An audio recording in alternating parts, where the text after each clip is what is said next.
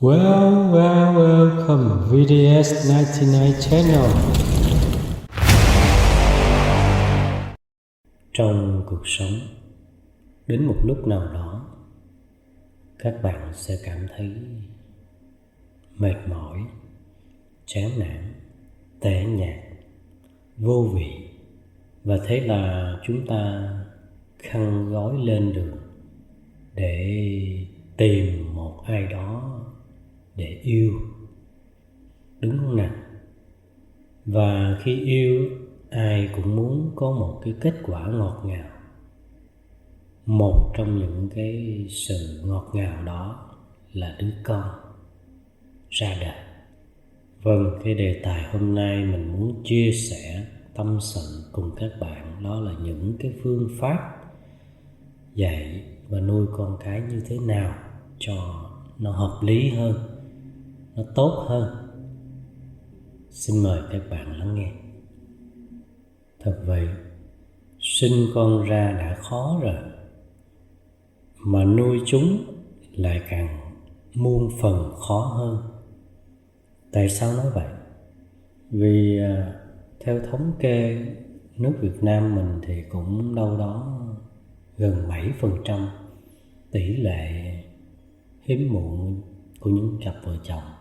Và 1-2 năm trở lại gần đây ở Hàn Quốc á, thì cũng con số đó là 40 cho đến 50%. Những cặp vợ chồng họ mới lập gia đình mà không có muốn có con. Đó thì các bạn thấy nuôi và dạy con là một vấn đề rất nan giải. Đặc biệt là làm sao giúp cho chúng trở nên hữu ích hơn trong gia đình cũng như là trong xã hội. Bởi vì hàng ngày bây giờ chúng ta tiếp xúc thời đại thế giới mở, có rất nhiều cái điều hay, và bên cạnh đó cũng có rất nhiều cái tệ nạn nó luôn cập kè ở đâu đó, ở một nơi nào đó.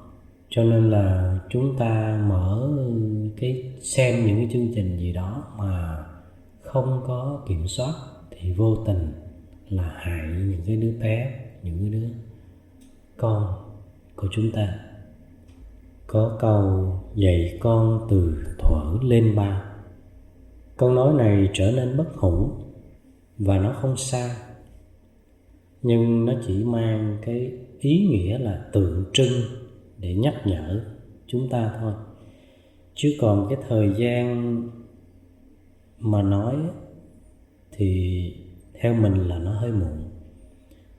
Thật vậy, khoa học và các nhà giáo sư học đã chứng minh chúng ta có thể dạy con chúng ta từ khi bắt đầu mang thai chúng, chứ không phải là đợi đến lúc mà chúng 2-3 tuổi rồi chúng ta mới dạy thì nó muộn rồi. Và kinh nghiệm thực tế của mình cũng là vậy. Bởi vì mình thấy 1 tuổi, 2 tuổi là mình thấy con của mình nó có nhiều cái động tác, những cái cử chỉ, nó thể hiện những cảm xúc mà cho biết rằng là chúng có thể hiểu được, mà tiếc là chưa biết nói thôi đó, thí dụ vậy. Cho nên là chúng ta phải dạy con càng sớm thì càng tốt, từ ngay khi chúng ta bắt đầu mang thai. Và bắt đầu mang thai đó mà mới dạy bằng cách là truyền sự yêu thương, lời nói của mình cho đứa bé, hoặc là những cái cử chỉ, hành động se vuốt cái vùng bụng để tạo thêm sự tiếp xúc với chúng, hoặc là cho chúng nghe nhạc, những bản nhạc nhẹ, tiết tấu đơn giản, nhẹ nhàng, không có sôi động, không có ồn ào, thì nó sẽ tốt hơn, theo mình nghĩ vậy. Và một cái phương pháp rất hay mà mình đã áp dụng cách đây hơn 10 mấy năm rồi, ở cái thời xa xưa khi còn trẻ đó, còn làm hỗ trợ cho chương trình giáo dục của thanh thiếu niên ở quận 8 đó, là các bạn cầu nguyện cho đứa bé mỗi ngày. Và nếu các bạn có học Phật Pháp thì là một lợi thế. Phương pháp rất đơn giản các bạn, mà hiệu quả rất cao. Mà phương pháp thì rất đơn giản nhưng mà hiệu quả rất là cao thưa các bạn. Thời gian gần đây mình có chia sẻ cái phương pháp này cho hơn 168 người. Thì trong đó hơn 80% là thành công, và cái mức độ thành công nó cũng khác nhau tùy theo cái cách làm cũng như là cái tâm nguyện, cái tâm lượng của các bạn. Nhưng mà đại đa số là thành công hơn 80%. Còn lại 20% còn lại đó không phải là họ không thành công các bạn, mà là cái sự thành công nó ít quá thì đâm ra mình tạm liệt vào là fail đó. Chứ thực ra là nó đều có cái tác dụng hết các bạn ạ. Đó, thì cái phương pháp rất là đơn giản. Các bạn trì chú hoặc là đọc kinh hoặc là đọc danh hiệu của các hàng chư Phật, các vị Bồ Tát. Rồi sau đó chúng ta hồi hướng cho con của chúng ta. Hoặc là bên cạnh đó chúng ta có thể hồi hướng luôn cho cả cửu quyền, cho cha mẹ và người thân của chúng ta nữa, chứ không phải chỉ có một đứa bé không. Đó. Còn nếu như mà các bạn không có biết về Phật Pháp nhiều thì cái cách đơn giản là các bạn cứ truyền cái sự yêu thương.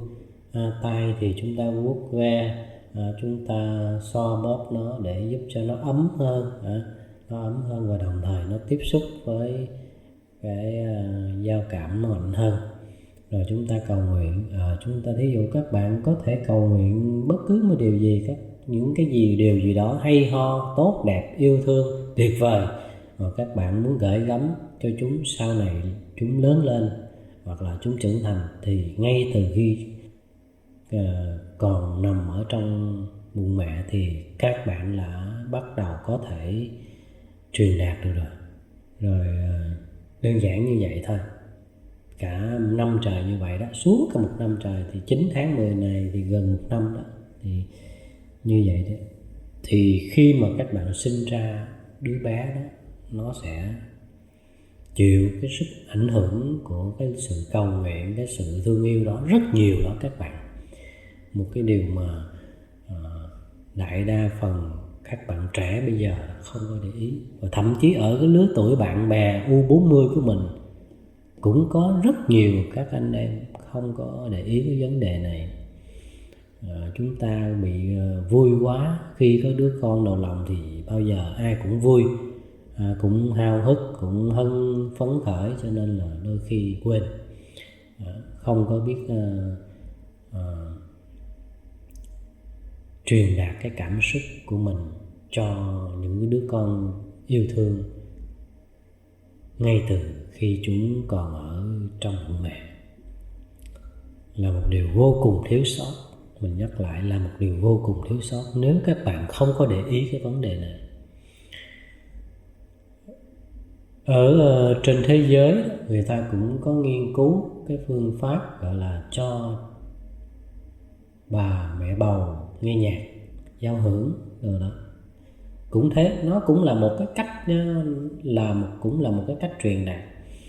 Mình áp dụng trong cái thời gian, thay vì một năm trời, gần cái năm trời chúng ta mang đứa con ở trong bụng vậy, chúng ta không có giao tiếp, chúng ta không có nói lời yêu thương, không có dạy cái gì hết, thì đâm ra nó phí.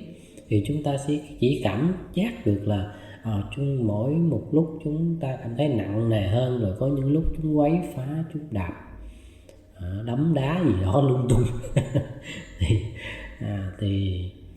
thì chúng ta sẽ cảm thấy là sinh một đứa con vô cùng vất vả, gánh nặng, chứ không có gì mà hạnh phúc hay vui vẻ đâu ha. Thì các bạn phải làm một cái điều gì đó cho con của chúng ta thì chúng ta mới thấy nó có ý nghĩa.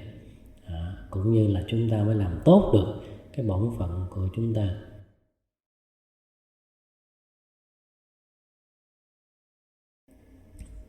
Vấn đề kế đến là khi chúng ta sinh đứa bé ra rồi thì bao nhiêu tuổi?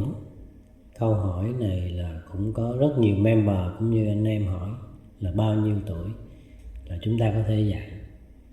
Thì cái này mình không có trả lời chính xác cho các bạn được, bởi vì tư duy và phước báo cũng như của mỗi một đứa bé nó khác nhau, nó đều khác nhau, nó không giống nhau các bạn.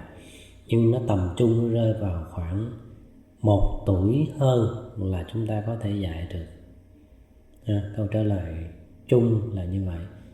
Bởi vì trên thực tế thì với áp dụng với con của mình đi thì 1 tuổi rưỡi là chúng có thể đi lon ton, đi chưa vững lắm đâu mà đi lon ton có thể bưng đồ, khiêng mấy cái áo mấy cái quần đó đem vô phụ ba với mẹ giặt đồ, bỏ cái máy giặt á, và dĩ nhiên là mình đứng kế bên mình đi theo nó rồi mình xem làm, chứ không phải cho chúng làm một mình. Bởi vì cũng có những trường hợp đứa bé nó lọt vô ở trong cái máy giặt á các bạn, rồi chúng không biết lý do gì đó, xui xẻo trời xui đất khiến sao đó không biết, nhưng mà lúc trước mình có đọc cái bài báo đó, mình thấy là có một cái trường hợp là đứa bé nó cũng khá lớn rồi các bạn, 3-4 tuổi là chứ không phải 1-2 tuổi đâu, 3-4 tuổi gì đó, mà không biết làm sao đó nó bị chết ở trong cái máy giặt, mà không biết là cái bài báo nó không có ghi rõ là tình tiết như thế nào, bài báo ở nước ngoài thôi đó, nên là họ tránh nói về những đứa bé đó. Họ chỉ nói sơ thôi đó, thì chúng có thể theo mình thì mình nghĩ là có thể là nó ngủ quên hay là gì đó, có thể nó vào nó không biết sao nó vào nó ngủ rồi nó quên luôn, rồi bị thiếu oxy đó, do cái phòng máy giặt các bạn biết rồi, nhỏ xíu tùm húm như vậy làm sao đó thì nó chết chậm luôn đó thì chắc nên phải để ý, các bạn phải để ý làm cái gì những đứa bé, những đứa con thiên thần của chúng ta là phải luôn luôn theo dõi 24/24 mọi lúc mọi nơi có thể, để tránh những trường hợp là không may không vui đến với chúng ta. Chú ý. Thì hơn 1 tuổi là chúng ta có thể dạy chúng làm. Cái điều này rất quan trọng không kém, tại vì thông qua những cái lúc mà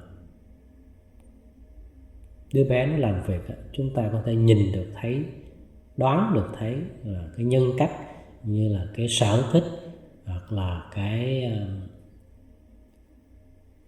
tư duy của đứa bé nó như thế nào, rồi chúng ta có những cái phương pháp nó hợp lý, nó đúng cho chúng khi chúng lớn hơn. Bên cạnh đó tập cho chúng vận động nữa. Chứ còn mình thấy có không phải là tất cả, nhưng mà đại đa số là các bạn cứ tầm từ 1 tuổi cho đến 3 tuổi là hầu như các bạn ít có những bạn, có những anh em là cho chúng làm việc lắm, mà đa phần là cứ ẵm bồng rồi cho ăn cho uống rồi nựng nịu vậy thôi, chứ còn không có cho làm việc. Thì các bạn nghĩ là nó còn nhỏ không biết gì. Xin thưa không phải nha các bạn, con mình là 1 tuổi 4 tháng, nói chính xác là 1 tuổi 4 tháng là biết phụ ba mẹ mỗi khi giặt đồ rồi đó, sấy đồ giặt đồ là biết làm rồi đó. Cái chổi cũng biết quét nhà rồi, chưa lau nhà được, phải 1 tuổi 8 tháng mới lau nhà, mà quét nhà là 1 tuổi 4 tháng là bắt đầu quét.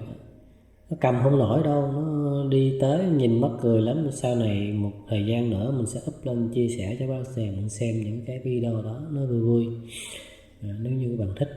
Nhưng mà mình phải cho chúng làm như vậy để tập cho chúng vận động, chứ còn nhất là những bạn mà sống ở nước ngoài giống như mình là mở máy lạnh, mà do nhà mở máy lạnh, mở máy điều hòa, máy hít, máy lọc tùm lum hết trơn, thành ra là đóng cửa suốt, mà cái khí nó sẽ bị bế khí đi.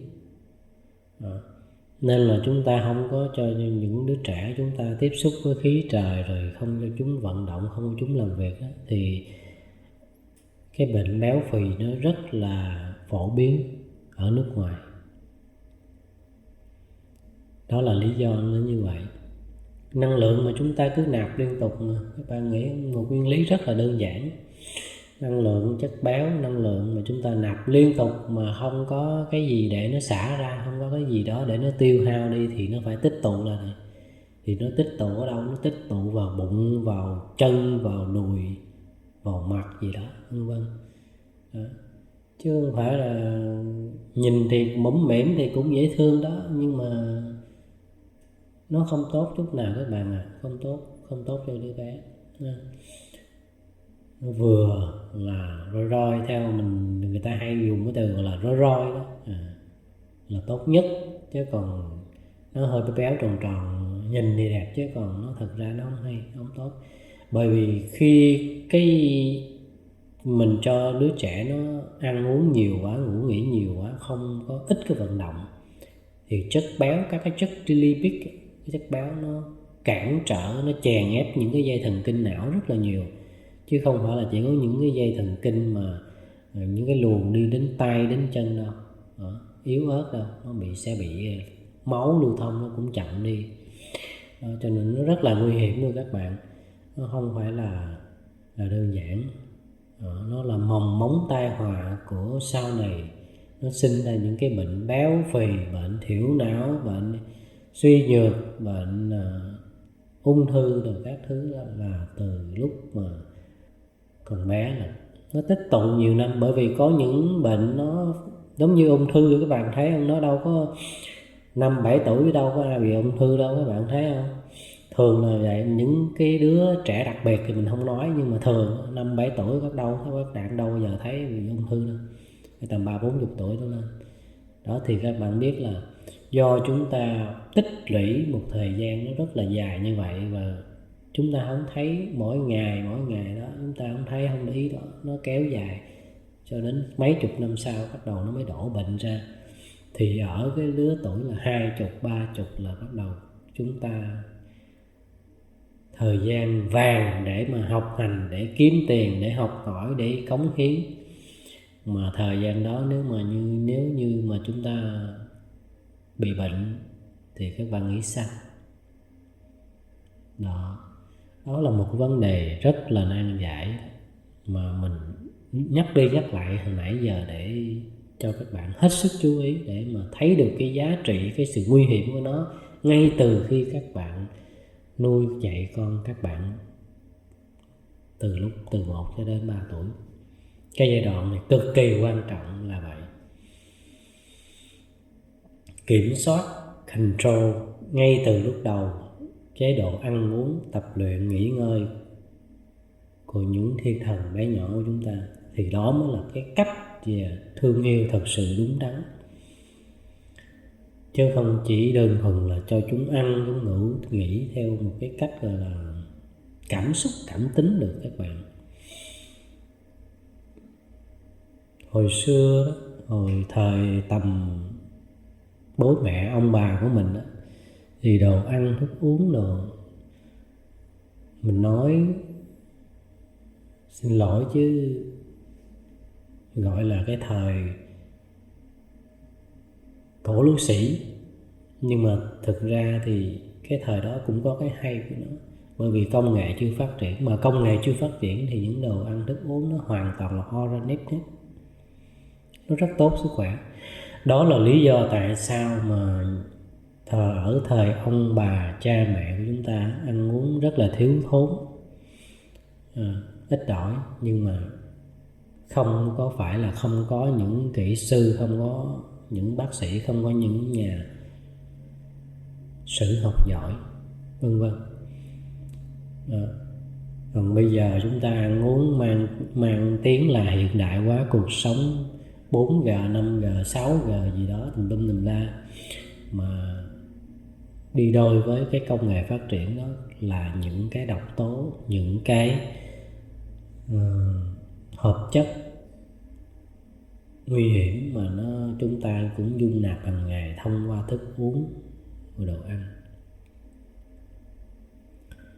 Cho nên là các bạn phải hết sức là cẩn trọng chú ý, chứ còn không thì sẽ là một điều đáng tiếc cho nhiều năm kế đó.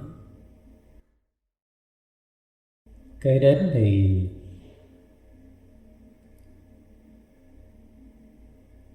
mình chia sẻ đến các bạn cái vấn đề nuôi dạy con.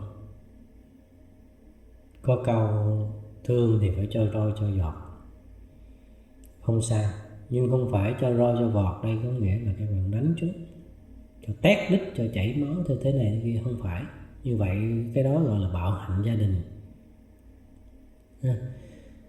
Chúng ta chỉ đặt ra những cái hình phạt hoặc là 1-2 cái đòn roi nhẹ nhẹ gì đó, gọi là cho chúng cảm giác thôi, chứ không phải là chúng ta phải dùng roi sắt, roi này thế kia. Mình có những cái bài báo mình đọc mình thấy đau lòng và thương tâm đó các bạn, chứ không phải mình nói nó không có bằng chứng. Các bạn cứ xem báo an ninh rồi báo Tuổi Trẻ rồi các thứ, dân họ nói rất là nhiều.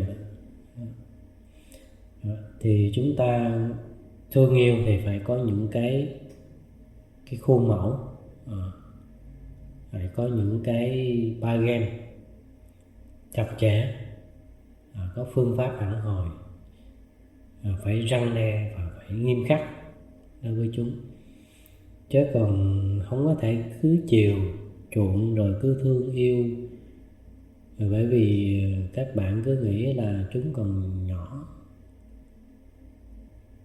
Cái câu cửa miệng của các cặp gia đình, của các bạn trẻ đó là đứa bé nó còn nhỏ không biết gì. Đây là một sai lầm đó các bạn.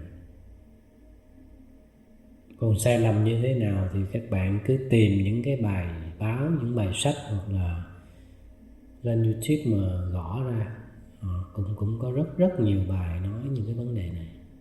Thì bạn sẽ hiểu. Ở đây mình sẽ không nói những cái vấn đề gì mà nhiều người nhắc đến rồi, nhiều người nói rồi.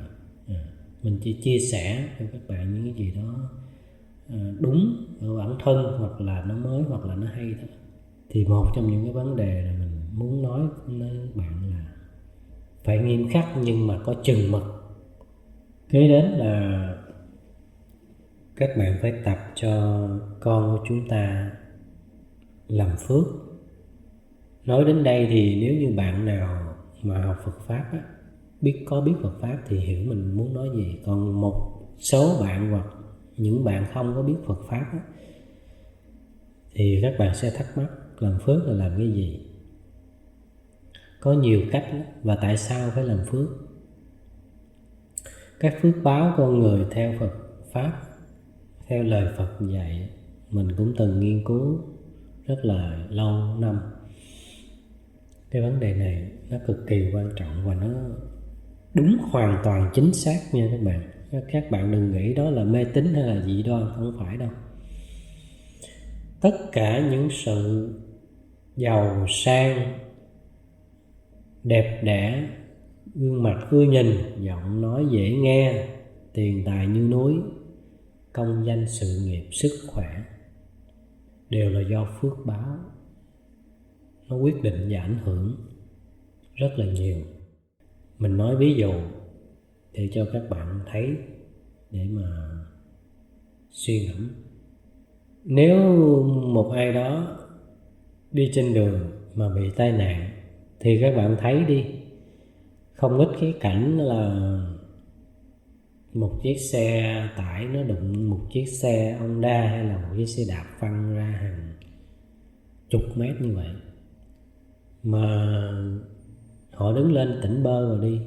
Có thể tay chân bị khập khiễng, bị chảy máu, trầy xước, áo quần bị rách, xe thì còn thì dĩ nhiên bị nát rồi. Nhưng mà người, mình muốn nói đây là con người, thì có những người họ may mắn họ không có bị gì hết, chỉ bị trầy xước sơ sơ. Bản thân mình hồi xưa cũng vậy, cũng từng bị một lần tông lúc mình còn khoảng đâu đó 11, 12 tuổi gì đó. Đi mua gạo chạy trên xe đạp đòn, các bạn biết. Đi mua gạo đang chạy lon ton ở xã chạy làm cái rồi thế là không biết gì hết, gạo nó văng ra đầy đường hết. Mình đứng lên tỉnh bơ, mình không biết cái gì luôn, hốt hoảng và không còn biết gì nữa hết, mà cũng không cảm thấy đau luôn các bạn. Rồi đứng dậy đi thôi, về nhà thôi, chứ cũng không có nghĩ là đi lụm gạo, mà cũng không có coi đến chiếc xe luôn, cứ thế một mạch đi thẳng về nhà. Rồi về nhà bắt đầu mới khóc với ba mẹ, lúc đó mới khóc nha. Còn lúc đi về đi là mình bị xe đụng xong mình bị chiếc xe Honda nó tông mình, chứ không phải xe tải, xe Honda nha. Nó tông mình. Rồi xong rồi mình đi về, mình không nghĩ lúc đó làm như nó thất thần hay như thế nào mình không hiểu lắm, mà mình cứ một mạch đi về nhà, không nghĩ lo gì, không quở trách. Rồi về tới nhà rồi tự nhiên lúc đó mới sợ, nghĩ là chết cha rồi, bây giờ mẹ kêu đi sai đi mua gạo mà, nhưng bây giờ gạo không có, giờ bắt đầu mới về, mới sợ, mới lo đó, sợ đi la. Người xe thì mình bị để đó luôn rồi, mình không có nghĩ là người ta mất, người ta lấy. Tại vì thời đó thì mình cũng nghĩ không, chưa biết chữ đồ đâu. Mười mấy tuổi chứ cũng còn ngây thơ, vô số tội lắm, không biết chữ đồ. Mình nghĩ thôi chắc không cần, để từ từ lấy chứ về, chứ mình không nghĩ là để đó sẽ mất đâu. Đó, về thứ về thì các bạn thấy cái ví dụ như vậy. Rồi có những trường hợp rất là gần đây nhất này, là bạn của mẹ mình, bà đó 60 mấy tuổi rồi, cái đi cái xe đạp điện, các bạn biết rồi cái gì. Rồi tới chỗ rồi, tới nơi rồi cái cô đó cổ mới đá chân trống xuống, và đá chân trống xuống thành công rồi xong rồi bước xuống. Thì cái lúc mà bước xuống đó thì cái ống quần nó vô tình nó vướng vào cái ba đanh, nó vướng vào cái bàn đạp chút xíu vậy thôi, đó là nó ngã. Thì lúc đó ngã xe là ngã người luôn, và đi khám bác sĩ là nó gãy chân. Cũng là hai trường hợp té xe. Thì các bạn thấy đi, có tại sao các bạn giải thích cho mình. Nếu mà không phải là do phước báo thì các bạn nghĩ cái lý do gì giải thích cho mình. Chứ còn gì theo cái khoa học thì mình không thể chứng minh, không thể giải thích được đó. Cái gia tốc và cái tốc độ và cái vật nặng, cái trọng lượng mà tông vào của chiếc xe đó, nó đụng vào một cái vật thể như vậy mà người không bị gì hết thì khoa học không thể chứng minh được, không chứng minh nổi. Cho nên mới thấy một lần nữa mới thấy là cái phước báo, lời Đức Phật nói nó rất là đúng, rất là chuẩn. Mà có rất nhiều người không biết, hoặc là vô tình không biết, hoặc là cố tình không muốn biết, không dám biết, bởi vì sợ bị mê mờ. Các bạn tu tập mà đúng phương pháp á, thì không có gì nguy hiểm, không có gì gọi là mê tín hết trơn. Các bạn yên tâm và phải điều đó. Nhớ các bạn phải học là phải học tới nơi tới chốn, nghiên cứu phải nghiên tới nơi tới chốn. Chứ còn các bạn cứ nghe đâu đó một vài bài kinh của một vài người nào đó, hay loáng thoáng đâu đó một cái ai đó nói, thì các bạn đánh giá và nghĩ rằng cái Phật pháp nó dành cho người lớn tuổi, dành cho người già, người rỗi không có việc gì làm, thế này thế kia, không có gì hay ho hấp dẫn thì thua. Các bạn cưỡi ngựa xem hoa thì các bạn không thể nào đánh giá được. Chứ nếu không phải khi khổng y không thì tất cả một vài, không phải là tất cả mà một vài, rất nhiều có rất nhiều nhà bác học khoa học họ tin tưởng Phật pháp. Và một trong những vị cha già dấu yêu đáng kính của chúng ta, đó là Albert Einstein, với câu nói bất hủ là nếu có một tôn giáo nào đương đầu với các nhu cầu của khoa học hiện đại thì đó là Phật giáo. Thật vậy, với những cái bộ óc vĩ đại, những thiên tài như vậy, họ cũng chấp nhận Phật giáo, Phật pháp. thì tại làm sao các bạn vẫn còn cố chấp, vẫn còn cho đó là mê tín, cho đó là cổ lỗ sĩ, và không tin tưởng vào Phật Pháp thông qua lời hướng dẫn giảng dạy của Đức Phật Thích Ca Mâu Ni. Đó thì hôm nay chỉ không phải là đề tài Phật Pháp, cho nên mình chỉ nói sơ bộ như vậy để cho các bạn thấy được sự quan trọng của phước báo khi mà chúng ta muốn cho con cái chúng ta sau này khỏe mạnh, học giỏi, tài năng, giúp ích cho đời, cho bản thân, thì phải dạy cho chúng làm phước ngay từ lúc còn bé nhỏ, ngay từ biết đi là vừa. Tích lũy thời gian như vậy 10 năm, 20 năm sau, thì khi đó nó hội tụ đủ phước báo rồi thì làm cái gì cũng thành công hết các bạn. Còn các bạn mà không có dạy cho con em của chúng ta làm phước để tăng cái sức ảnh hưởng đó, thì sau này chúng khó làm việc lắm. Kế đến là cái vấn đề các bạn phải tập làm bạn với con cái của chúng ta ngay từ lúc chúng còn nhỏ.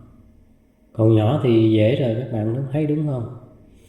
Nó không có khó, nhưng nó tạo một cái bước đà cho các bạn để sau này chúng 15, 16 tuổi chúng ta dễ trao đổi hơn. Còn từ nhỏ mà các bạn không có làm bạn với chúng, không có tâm sự, không có trò chuyện hàng đêm, thì rất khó sau này tiếp xúc với chúng lớn lên. Chúng đóng cửa vô phòng đóng cửa. Ở Mỹ này là chúng 16 tuổi là chúng có quyền vô phòng, chúng đóng cửa rồi đó, là các bạn không được phép vào rồi. Vấn đề kế nữa là khi chúng làm lỗi, khi con em của chúng ta làm lỗi, thì các bạn phải biết hạ mình một chút xíu để mà kềm chế cái cơn giận, cũng như là đừng có gọi là giận cá chém thớt. Cái trường hợp này nó xảy ra cũng khá nhiều thưa các bạn. Một số cặp vợ chồng mà mình tư vấn đó, thì họ có nói rằng là họ có nhận cái lỗi rằng là khi mà gây gổ rồi cãi vã với nhau đó, không có vui vẻ với nhau đó, thì một trong số đó có đổ cho đứa bé, đó là con chúng ta, la mắng quát chúng một cách tùy tiện và vô cớ. Ví dụ điển hình như là chúng làm cái lỗi chỉ 2-3 thôi, rồi khi đó chúng ta đang nóng giận, đang thiếu sự kiểm soát, thì chúng ta lại dồn cho chúng và đẩy cái mức level nó lên 5-6 hoặc thậm chí là 7-8. Và thế là nó dẫn đến cái mâu thuẫn trong cái gia đình, cái không khí gia đình nó trở nên ngột ngạt. Thì để tránh những cái trường hợp nó không hay và không vui như vậy sau này, thì ngay từ khi 1-2 tuổi là các bạn phải biết cách tâm sự với những đứa bé của chúng ta. Mình thấy cũng có vài người cặp gia đình cũng có một cái cách hay, thì mình cũng muốn chia sẻ với các bạn. Đó là ví dụ như hàng đêm, thay vì cho các bạn chúc chúng ngủ ngon không thôi thì các bạn có thể dành khoảng 5-10 phút các bạn kể một câu chuyện gì đó nằm với chúng. Nó còn nhỏ mà dễ, chúng ta nằm cạnh nó, nằm đó, rồi các bạn kể một câu chuyện gì đó cho chúng nghe, hay nói một lời vài cái điều hay lẽ phải, hay một cuốn sách nào, một câu thơ nào đó ngắn gọn gì đó thôi cho chúng nghe. Mặc dù chúng mới 1-2 tuổi, chúng không hiểu gì đâu, và chúng sẽ ngủ rất là nhanh. Các bạn cứ ngồi đó, nằm đó mà nói. Có những cặp gia đình biết á, họ nằm nói tới cả 20 phút, 30 phút đó, là 5-10 phút thôi là con của chúng ta ngủ rồi mà họ vẫn tiếp tục nói đó. Các bạn kiên nhẫn và rất tuyệt vời như vậy. Các bạn cứ nói cứ làm đi, không phải chúng không biết đâu, nhưng mà trong cái lúc chúng ngủ, cái tiềm thức nó lắng hết đó, thì lúc đó thính giác nó cực kỳ phát triển và cực kỳ nhạy nha.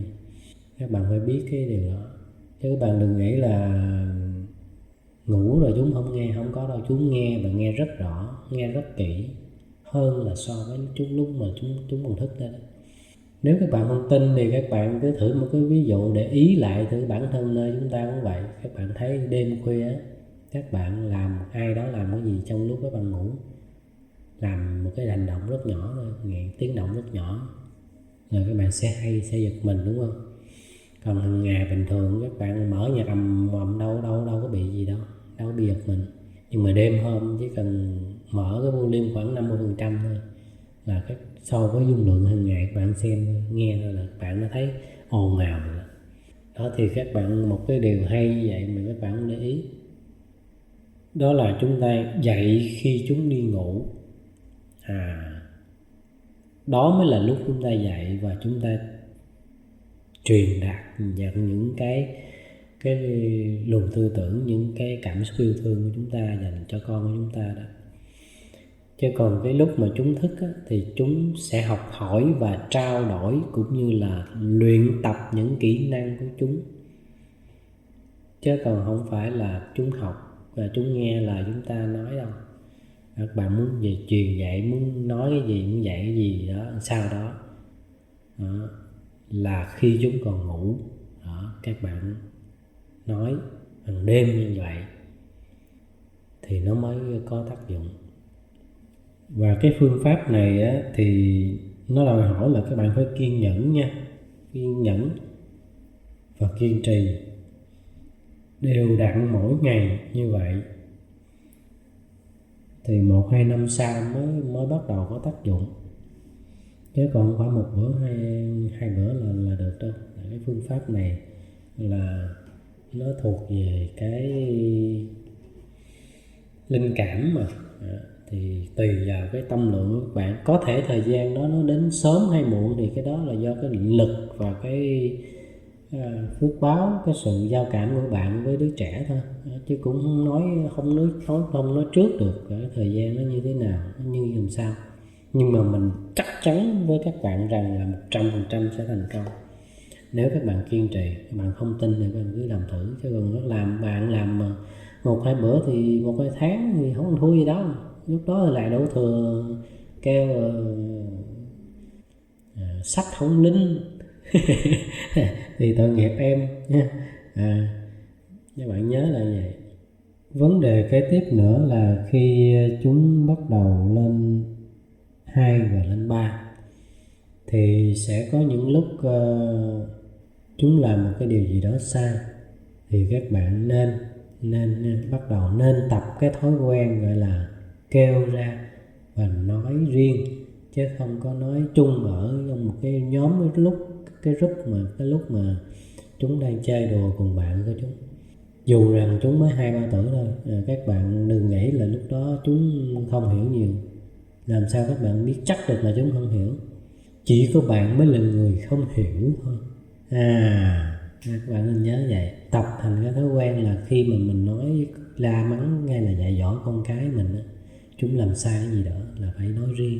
Có những vấn đề nói riêng, nó tế nhị, và có những vấn đề chúng ta nói chung. Thì cái đó thì các bạn phải tìm tòi học hỏi, vẫn phải suy xét, chứ không phải rập khuôn, cứ bạ đâu là la đó là không hay. Nó sẽ ảnh hưởng đến tâm trí cũng như là cái gọi là cái giao cảm sau này. Có một vài cái ví dụ cho cái vấn đề này là mình cũng từng gặp một số cặp vợ chồng họ đến để nhờ mình chia sẻ đó, thì họ cũng có nói vấn đề này. Đó là có những đứa bé đó, nó 10 tuổi, 10 mấy tuổi thôi, chứ không lớn, chưa trưởng thành, nó còn nhỏ, thiếu niên, 10 mấy tuổi. Thì mình hỏi đến đó, mình hỏi là tại sao con không có thương yêu ba mẹ mà cứ hay nói chung là có cái sự ác cảm với ba mẹ nó đó. Thì đứa bé nó mới trả lời với mình rằng là vì hồi nhỏ em ấn tượng một lần con bị mẹ la đó, mà đánh.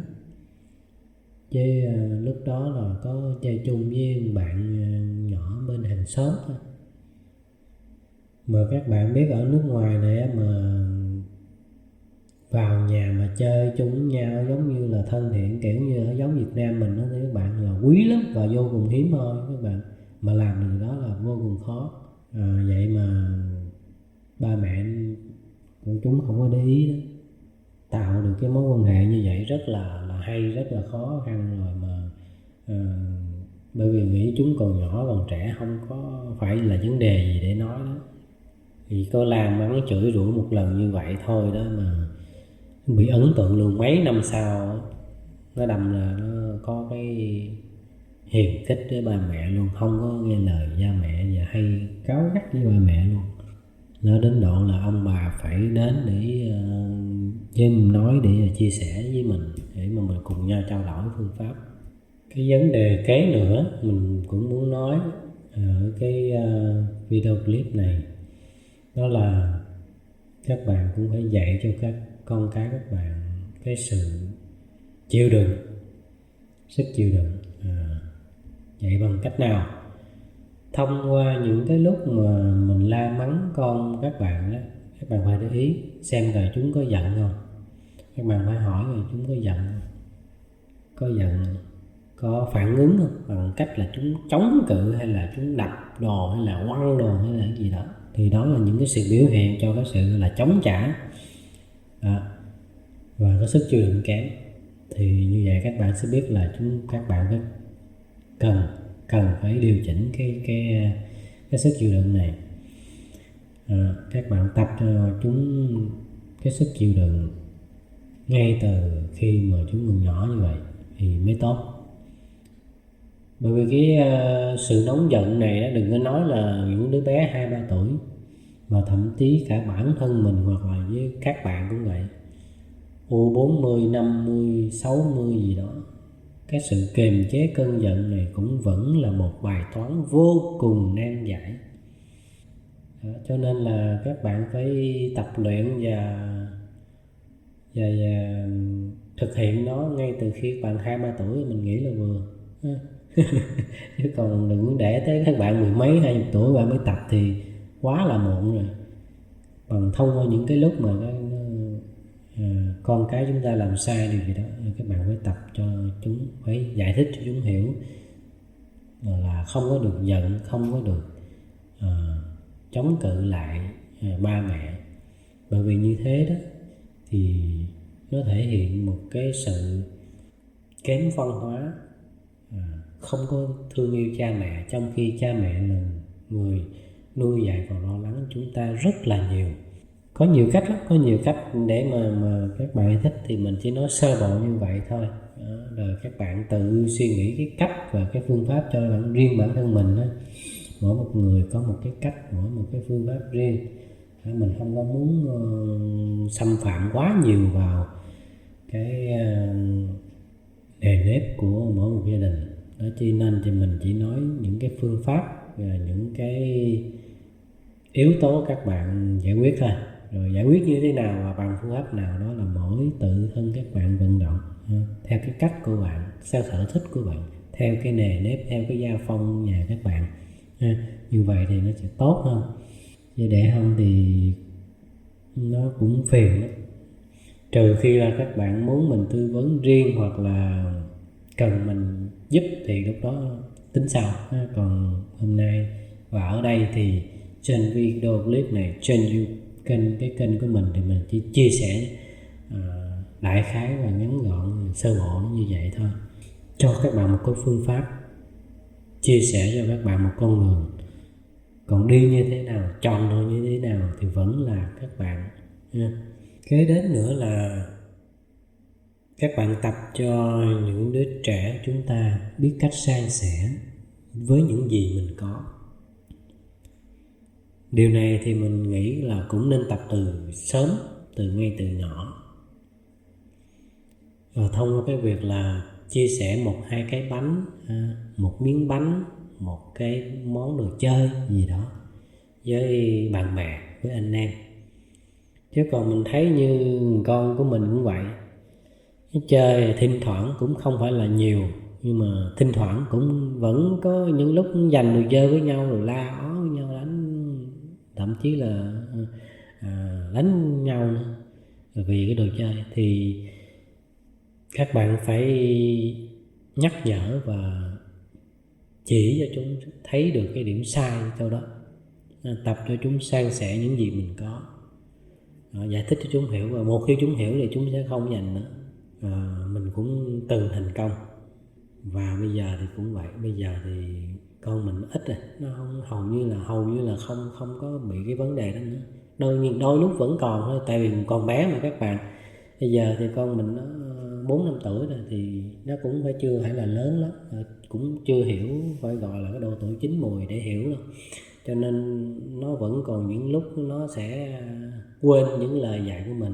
Nhưng mà đại đa phần mình đã tập được cho nó có thói quen là san sẻ và chia sẻ những gì mình có, thì nó sẽ tránh được những cái tạm gọi là phiền phức đi. Thật ra những cái lúc mà chúng ẩu đả với nhau vậy cũng không có vấn đề gì lớn đâu, nhưng mà nói chung ra cái yếu tố này, cái tính chất này nó sẽ ảnh hưởng sau này khi mà chúng ta lớn hơn đó. Thì còn nhỏ thì chỉ có nhéo ngắt thôi, chứ sau này lớn lên thì đánh nhau chém nhau đó là cũng lý do này đó các bạn, những cái thói quen như thế này đó. Cho nên là chúng ta phải kiểm soát và phải tập ngay từ thở còn bé thơ như thế này thì nó mới tốt, mới kịp các bạn ơi. Kế đến là vấn đề tâm sinh lý. Thì một lần nữa mình lại quay lại cái vấn đề là các bạn phải kiểm soát cái chương trình xem và nghe tivi của mình. Cũng có khá bạn bè của mình cũng có, mà khách của mình, hàng của mình cũng có. Bởi vì nghĩ là con của mình mới 1 tuổi, 2 tuổi, 3 tuổi, 4 tuổi gì đó, nói chung là còn dưới 6 tuổi, thì nó chưa hiểu gì, cho nên là vô tình thôi, chứ không phải là cố ý, mà vô tình thì đôi lúc có những cái cảnh nóng, hoặc là những cái đoạn phim mà nó đánh chém giết bắn nhau đồ, nó bạo lực đó, cảnh máu me rồi cảnh hot, cảnh nóng rồi đó, thì không có kiểm soát, không có để ý. Thì như vậy thì vô tình chúng ta để cho những cái đứa bé cho chúng ta tiếp xúc những cái cảnh đó nó sớm quá thì nó không hay. Bởi vì thống kê thì bây giờ thì các bạn xem sách báo cũng nhiều thì cũng biết rồi, cái tỷ lệ mà thanh thiếu niên mà làm những cái việc mà mình không cho đó là tội lỗi, mà mình cho đó là cái hành động thiếu hiểu biết, đó là những cái chuyện mà mang bầu hoặc là chém giết lẫn nhau đó, ở cái tuổi thiếu niên như vậy đó, nó không phải là ít nữa, so với hồi trước nó xảy ra rất là nhiều và thường xuyên. Cho nên là đây cũng là một gánh nặng, cũng là một vấn đề chúng ta cần phải đặt lên cái bàn cân và dạy dỗ khi cho con cái chúng ta khi còn thở lên 2, lên 3. Một cái yếu tố kế nữa mình cũng muốn chia sẻ, đó là các bạn phải bên cạnh cái việc các bạn làm phước cho các con của các bạn đó, tập cho chúng đi chùa, đi nhà thờ, đi làm việc thiện nguyện, đi giúp đỡ cho chúng gia đình, cho ông bà gì đó. Bên cạnh cái việc chúng ta làm phước như vậy đó, để gia tăng phước báo đó, các bạn cũng phải biết cái cách gọi là xài phước báo như thế nào, bằng cái cách như thế nào. Bằng cái cách là mình nói ví dụ thôi. Một trong những cái hành động mà chúng ta thường hay bị mắc phải, vô tình mắc phải, đó là hay thích khoe đó, khoe con cái mình. Con mình, thí dụ mình đến nhà hàng xóm hay mình đến nhà đâu đó ai đó chơi, mình hay nói con mình nó làm được cái làm kia, nó hát hay, nó học giỏi, nó làm này làm kia đó. Thì thực ra những cái điều đó chúng ta không phải là không nói được, cũng nói thôi, nhưng mà nếu các bạn muốn thì nói, nhưng mà nói ít thôi và đừng nói thường xuyên. Bởi vì các bạn nói như vậy đó thì vô tình các bạn làm cho con cái của các bạn á, cái tính là tự cao, tự cao và nó ỷ lại, nó xem thường người khác luôn, bởi vì nó hay hơn, nó tốt hơn người khác. Thì cái điều này các bạn cần phải chú ý. Nó chưa ảnh hưởng bây giờ, nhưng mà về sau nếu mà nó trở thành một cái thói quen thì nó cũng là một vấn đề vô cùng nhức nhối đó ha. Đó, các bạn cũng phải cần để ý. Đó là giảm bớt, và mình nhắc lại, đó là giảm bớt và tránh cái sự nói hay là khoe khoang những tài năng của con gái mình. Vấn đề kế tiếp mình muốn trao đổi và chia sẻ với các bạn ở cái lứa tuổi là dạy con của mình từ 1 cho đến 5 tuổi, đó là vấn đề học. Thì mình cũng biết là ai cũng muốn con cái học giỏi để sau này có ích. Nhưng mà các bạn biết, các bạn ép con cái mình học nhiều thì đâm ra chúng sẽ bị mất cái tuổi thơ. Có bao giờ các bạn nghĩ điều đó không? Đại đa phần các bạn cứ nghĩ học thì nó giống như một bổn phận, một trách nhiệm gì đó, nó phải bắt buộc như vậy. Nhưng mà không phải như vậy các bạn. Không ít người thành công không có cái bằng đại học. Các bạn phải nhớ cho mình cái điều như vậy. Và ở nước Việt Nam mình là một trong những cái việc điển hình nhiều nhất xảy ra cái điều này. Có rất nhiều anh nông dân, chú nông dân, cậu nông dân, cô nông dân nghĩ ra cách để chế tạo máy móc hay là những cái trái cây rất là tuyệt vời để mà xuất khẩu ra cả nước ngoài, mà đâu có cái bằng đại học nào đâu các bạn. Cho nên các bạn đừng nghĩ là chúng ta phải ép con cái chúng ta học để mà bắt buộc phải có một cái bằng đại học hay là cao đẳng hay là cái gì đó để mà mới chống chọi với đời được, hay là mới làm việc với đời được. Là như vậy là sai nha. Cái này mình nói rõ luôn là sai. Nói các bạn buồn hay các bạn giận hay các bạn delete cái kênh của mình, nó phá kênh mình thì mình cũng chịu. Nhưng mà nó thực tế nó là như vậy. Các bạn ngồi xuống, bạn nghiêng ngẫm rồi các bạn suy nghĩ rồi các bạn mới thấy được. Và mình biết rằng là các bạn biết đó, nhưng mà đôi lúc có thể là các bạn vô tình hoặc là các bạn ít có để ý nên các bạn không để tâm. Rồi các bạn cứ nghĩ, và một vài vị khách của mình đến đây đó thì cũng có nói cái điều đáng tiếc đó. Khi mà họ đã có một đống tiền rồi, một núi tiền rồi đó, các bạn phải dùng cái từ là núi tiền rồi đó, thì các bạn biết là các vị bố mẹ đó, ông bà đó mới đến đây để mà nói với mình thì quá muộn rồi. Khi đó thì con cái họ nó đã hư rồi.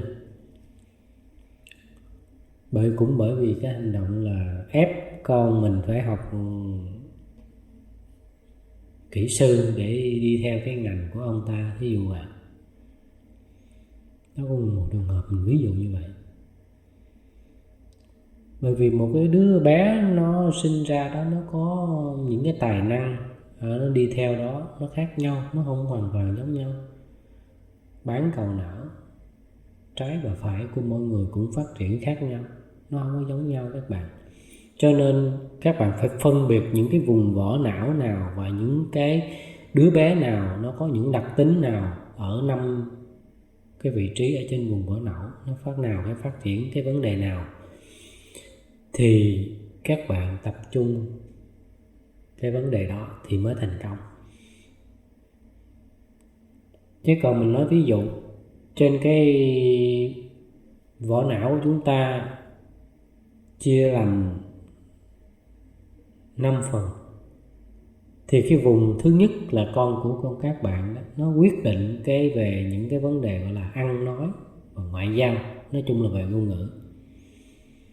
cái phần vùng vỏ não thứ hai thì nó giải quyết cái vấn đề là cái sự nhạy bén, sự tính toán, đó là về làm ăn. Đó thì nếu như con các bạn mà nó giỏi và nó có cái tài năng thiên phú thiên bẩm mà bạn không để ý đó là về cái đường ăn nói, nhưng mà các bạn cứ ép chúng học để mà làm buôn bán, để mà để mà kinh doanh giống như các bạn, như vậy thì các bạn sai rồi.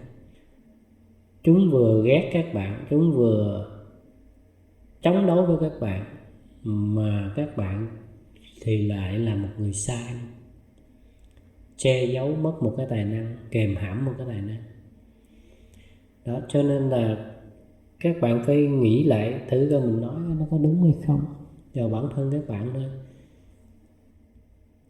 Có những môn học, trong mười mấy môn học đâu phải môn học nào các bạn cũng thích đâu, đúng không? Các bạn thấy các bạn chỉ thích một hai môn nào đó thôi. Thì cũng vậy.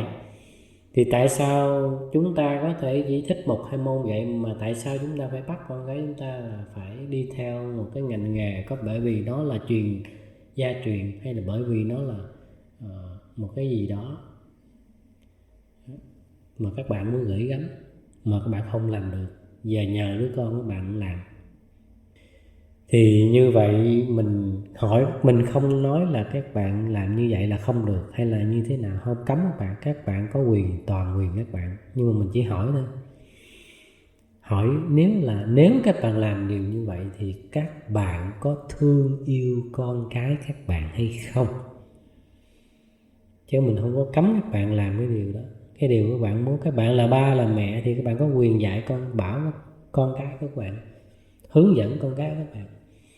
Nhưng mà các bạn làm cái điều như là ép con cái các bạn học, hay là theo một ngành nghề nào đó chỉ định theo ý của các bạn, thì như vậy đúng là các bạn có thương con cái các bạn hay không thôi. Mình chỉ hỏi như vậy. Chứ còn phân tích thì mình đã nói ở cái vế trước rồi. Thì cái này mình nghĩ là các bạn cũng phải nên để ý. Và cái điều cuối cùng mình muốn nói đó là các bạn để ý đến cái vấn đề làm việc, dạy cho con cái các bạn làm việc ngay từ đầu và ngay từ rất sớm. Như nãy mình đã có nhắc rồi đó, đã có nói rồi đó. Thì bên cạnh đó các bạn nên tập cho những đứa bé chúng ta làm những việc khó khăn hơn, để giúp cho chúng gia tăng cái sự suy nghĩ, tư duy của chúng được phát triển sớm hơn. Chứ không phải đơn thuần chỉ những cái việc giống như là mình nói thí dụ thôi. Mình nói thí dụ như là bưng bê một cái gì đó, hay là lấy một cái gì đó, nó không có đơn giản vậy, mà chúng ta phải nâng cấp lên mỗi ngày ha. Hôm nay chúng ta làm cái này. Và dĩ nhiên các bạn phải tuân thủ một cái điều là phải vừa lứa tuổi và vừa sức, và các bạn phải kề bên, chứ không phải là bỏ bê được nha. Cái điều này quan trọng cực kỳ, bởi vì các bạn giao những việc khó thì các bạn phải ở kế bên đó mới được, chứ còn các bạn không có bỏ bê thì rất là nguy hiểm. Thì việc khó ở đây, vượt lứa tuổi đây là thí dụ mình nói nè, thí dụ vẽ một con hươu, vẽ lại một con hươu đã có sẵn đó, thí dụ vậy. Đó là những cái khó đó. Thì tập cho chúng gò từng nét từ tô theo từng cái đường len như vậy, nó rõ ràng và chính xác như vậy đó thì nó mới tốt. Bên cạnh cái việc mà làm tay chân để vận động nó ra, thì các bạn phải tập cho con em chúng ta phải làm những cái kỹ năng nữa ha, những cái để rồi thì thông qua những cái lúc mà chơi như vậy đó, thì các bạn sẽ đâu đó dò xét được cái năng khiếu, cái sở trường của con cái mình là gì, là âm nhạc, là thể thao, là đồ họa, là nấu ăn chẳng hạn, ví dụ vậy, lặt rau. Rồi giống như con mình thì mình thấy là nó cũng thích làm việc nhà đó, nó thích làm việc đó, nó thích làm việc tay chân nhiều hơn là làm việc về kỹ năng, là vẽ đồ các thứ nó không thích, thí dụ vậy đó. Cho nên là các bạn phải hiểu chúng thích cái gì, muốn cái gì ngay từ lúc chúng còn nhỏ là rất là dễ phát hiện. Chứ còn không thì có những ông bố bà mẹ mà đến đây tư vấn mình hỏi chứ con cái quý vị cũng không biết được là các quý vị biết được là con cái quý vị thích cái gì nữa, là sở trường của quý vị là như nào cũng không biết luôn nữa, thì rõ ràng đó là do cái lỗi của chúng mình rồi. Các bậc làm cha làm mẹ của chúng ta, các bạn nghĩ đúng không? Mình là cha là mẹ mà mình không biết được là con cái mình là tài năng là cái gì, sở trường là cái gì, sở đoản là cái gì nữa, thì vậy là không đúng rồi. Thì để tránh những cái điều không hay đó thì các bạn phải tập cho chúng chơi và làm những cái việc khó hơn một chút xíu so với lứa tuổi của chúng. Thì như vậy sẽ một phần nào đó hy vọng sẽ giúp được cho các bạn biết được là tài năng của các bạn, con cái của các bạn ngay từ lúc nhỏ là cái gì. Đó thì hôm nay cái video này cũng khá dài rồi.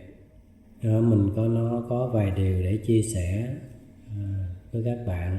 Video cũng rất là dài. Thì video cũng khá dài rồi. Mình rất cảm ơn các bạn đã chịu lắng nghe. Những bạn chịu lắng nghe cho đến giờ phút này, mình cảm ơn các bạn rất nhiều đã dành cái thời gian quý báu để mà lắng nghe mình chia sẻ những điều hay ho trong cuộc sống. Thì có những thắc mắc gì hay là những câu hỏi nào đó thì các bạn cứ để viết cái comment ở dưới cho mình, rồi mình sẽ trả lời trong cái lúc nào đó mà mình rảnh rỗi sớm nhất có thể. Một lần nữa xin chân thành cảm ơn các bạn. Nếu các bạn cảm thấy video của mình đầu tay này nó có hay, nó có hấp dẫn, nó có hữu ích thì xin cho một cái đăng ký, cho một cái like. Mình cảm ơn rất là nhiều. Chúc các bạn luôn may mắn và có những điều tốt đẹp, thành công hơn trong cuộc sống, cũng như là vấn đề thành công cho nuôi dạy con cái. Xin chào.